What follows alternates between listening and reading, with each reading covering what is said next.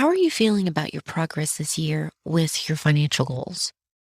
Are you frustrated because you're not hitting them as fast as you had hoped? Do you feel like managing money is a chore? Believe it or not, these problems are connected. Today, I'm going to break down and show you how to build a flexible financial system that will get you to your goals faster and is, dare I say it, fun. Welcome to Simplify and Enjoy, the podcast and community focused on helping families have less stress and more options through minimalism and financial independence. I'm your host, Elle Martinez. This podcast is sponsored by Coastal Credit Union. Coastal's mission is to help you live a better life by offering you a better way to bank. Find out how at bankbetter.org. Recently, I had a chat with Rich Jones for the Paychecks and Balances podcast. The theme of our discussion was managing finances when undergoing a transition, but it quickly widened out in scope.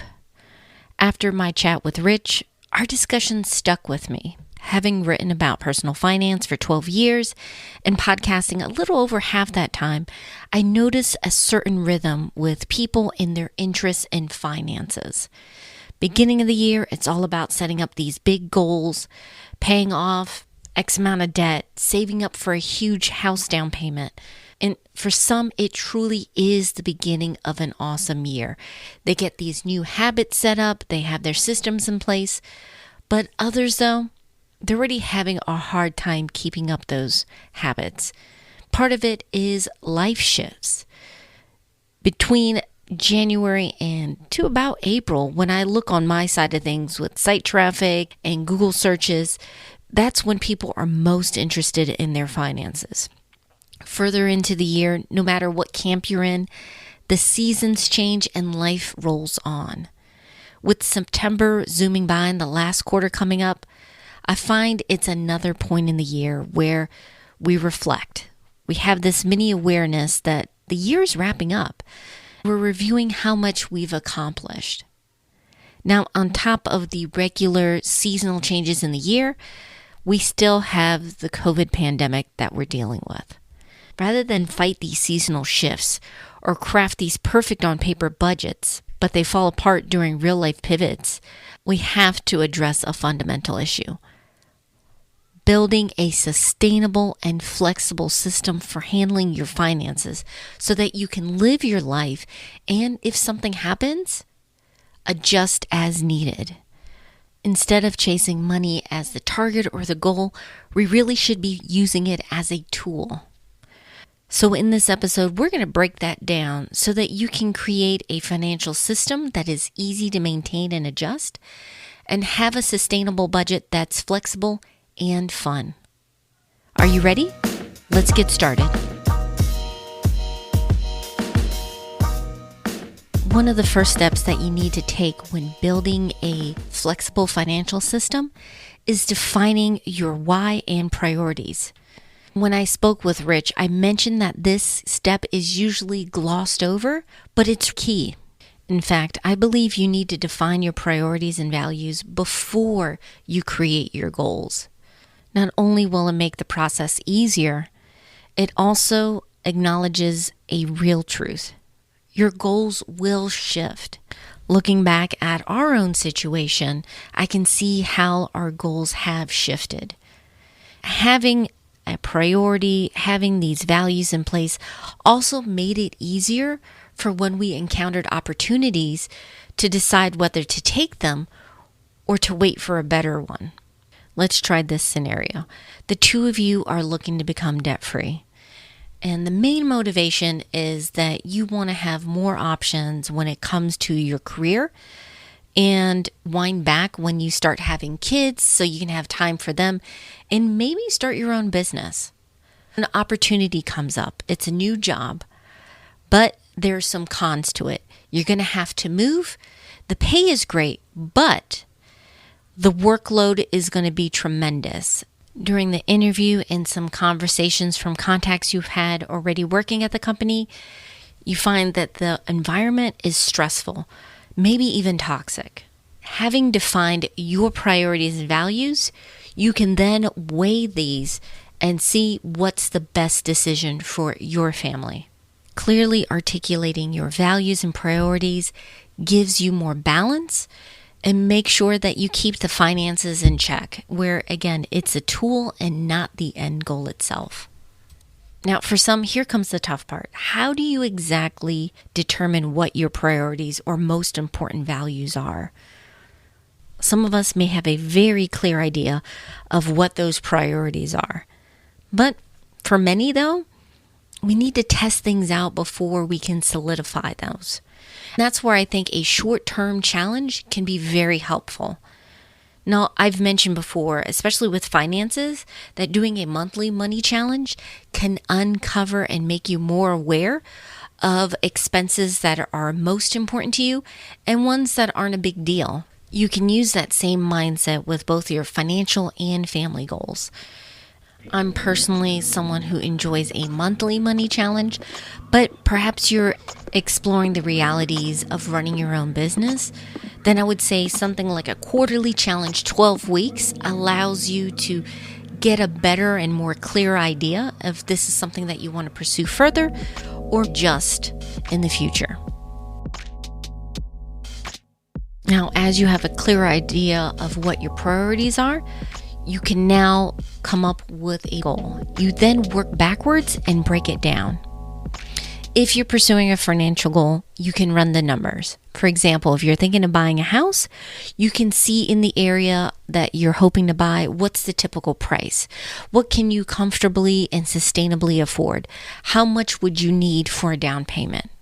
If it's more of a family goal, you can talk to those in your circle and network and see if you can get an idea of what to expect. Perhaps you're hoping to become parents.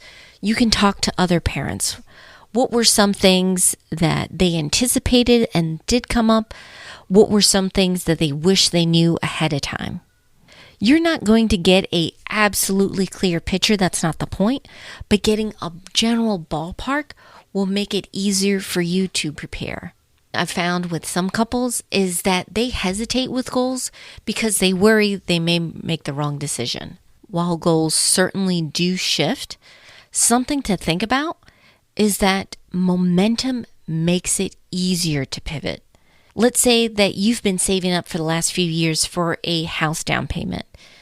But as you get closer to this, you decide it's not the best move for you. You like to have the flexibility of renting. Well, guess what? You now have that money that you can use for another goal. You can shift things a little bit. Diane Miriam, who was on the podcast just a few weeks ago, was also on Paychecks and Balances. She mentioned having that flexibility meant for her having an opportunity fund. This is something the two of you can discuss as you work on your finances. Maybe not necessarily label it for a specific goal, but for an opportunity that you guys are thinking about. Then as it gets more concrete, you can always adjust it and allocate that money.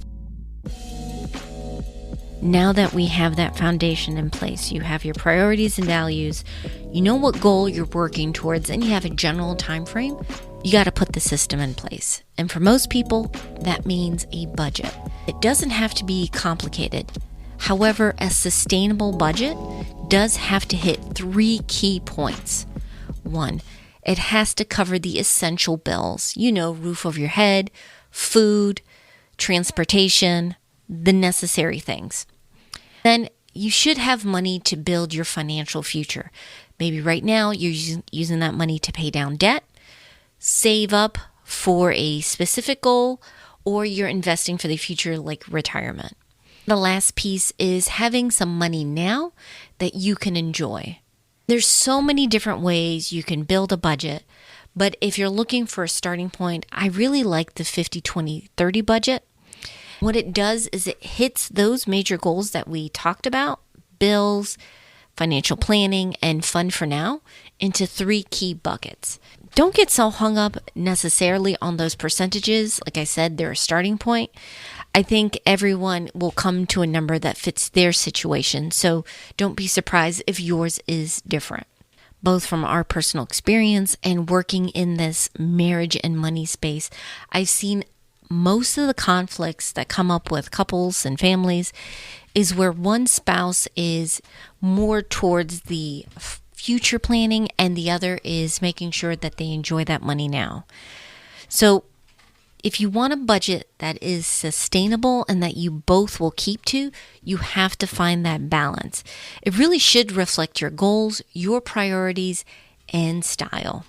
I would suggest the 50-20-30 budget as a starting point. If you're not sure which budget style is right for you, try to approach it laterally. I just learned this concept kind of called borrowed confidence. Which areas of your life are you doing really well in? Are you a rock star at work? Are you someone who really keeps with your health routines and gym? Are you an organized family person? Look at those areas where you are succeeding.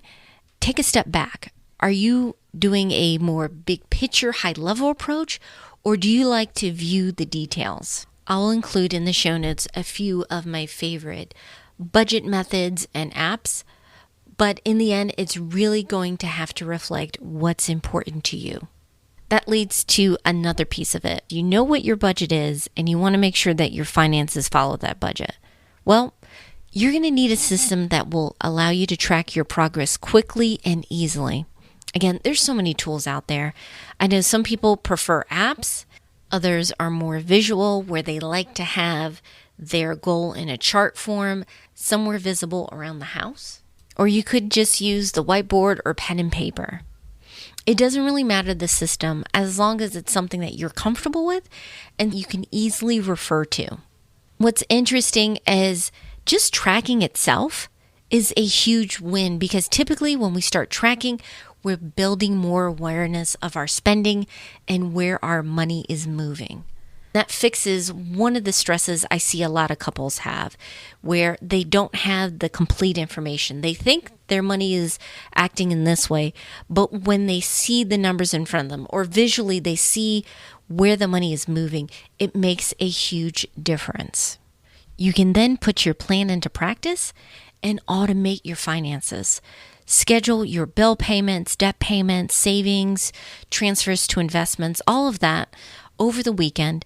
Then just check it either weekly, by paycheck, or doing your monthly money date. It really doesn't take much time at all. You can see what's working and continue with that. But if you need to make an adjustment, it's usually something small rather than waiting months down the road where it's bigger and it's going to take a lot of time and effort to change it. All right, you have your system in place. The budget is ready to go. Everything's scheduled. There's one more key ingredient for this flexible financial system: your community. Now, I mentioned earlier how you can talk to others, gain some wisdom of what to expect when you're talking about your goals, but it's so much more than that. Think of your community as an investment. You give and you take. You share the wins that you have and what's worked with others, and you learn from others. When you're making a big change or doing something different, that network can encourage you and push you towards that goal. I've seen that happen with us, with our finances. Having that support made it easier to stick with our budget and our plan, but then also gave us ideas for what are our next steps going to be. As we move forward, whenever we see a family that has a question or they want to know something, we try to be as generous as we can with our time to help them out. Having that supportive community makes the journey more meaningful and enjoyable. This segment is brought to you by Coastal Credit Union. If you want to live better, you got to bank better. Find out how at bankbetter.org. Before we wrap up, I want to focus on a few key takeaways I got from preparing this episode. The first is define your priorities, then your goals. It sounds obvious to talk about starting with your why, but really this is a step that gets glossed over, and it hurts you in the long run. Goals can shift and change depending on the season of life and where you are in your financial journey.